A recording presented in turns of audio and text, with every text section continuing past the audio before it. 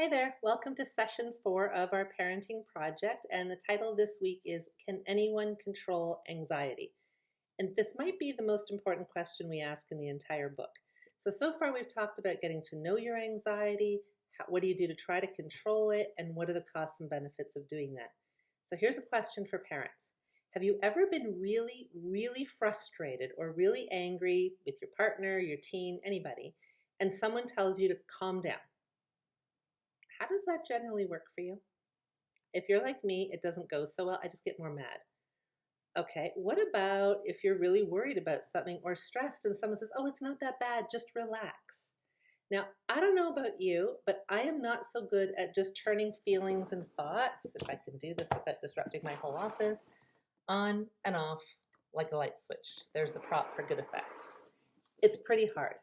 And it's hard for your teens as well. So if you're struggling to turn thoughts and feelings on and off like a light switch, then the next sort of step for you is we're going to encourage you to try to stop asking your teens to do just that. It is really hard. So the challenge is going to be next time you see your teen with some pretty intense emotions, rather than trying to fix it, rather than trying to find the solution, which I mean works really well in our day-to-day life, right? It's too hot, put the air conditioning on. We don't like the music, change the channel. The lawn is too long, mow it. Like we can fix the stuff on the outside, and we humans tend to bring that same way of working to the inside. And we try to fix it, we try to get rid of it, we try to make it go away. It's not that easy, as you probably already know. So next time your teen is anxious, here's what we're going to ask you to do. Don't try to fix it. Don't tell them to get rid of it.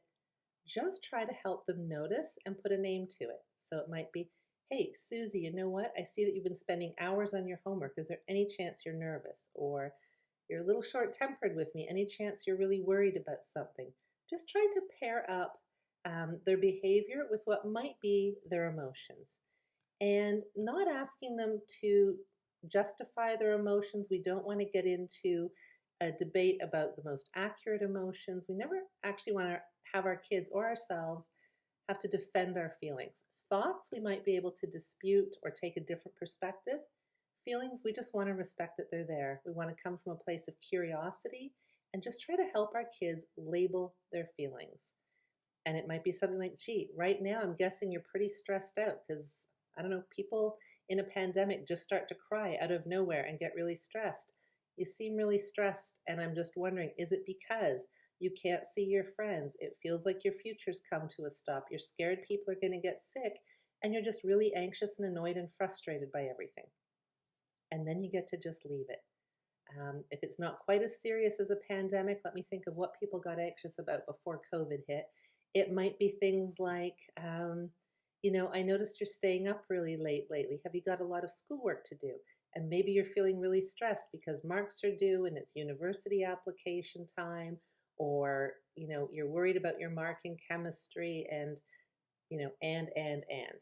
So just the more you can do to validate your kids' emotions, put a label to them, suggest what they might be feeling, go in tentatively if you need to, and just see what happens. So rather than fixing it, rather than trying to get rid of it, we just go with this idea that feelings are not so easy to control, but often what we need is just someone to notice what we're doing or how we're doing it and put a label to how we might be feeling with some becauses, which helps us to feel heard and noticed and seen.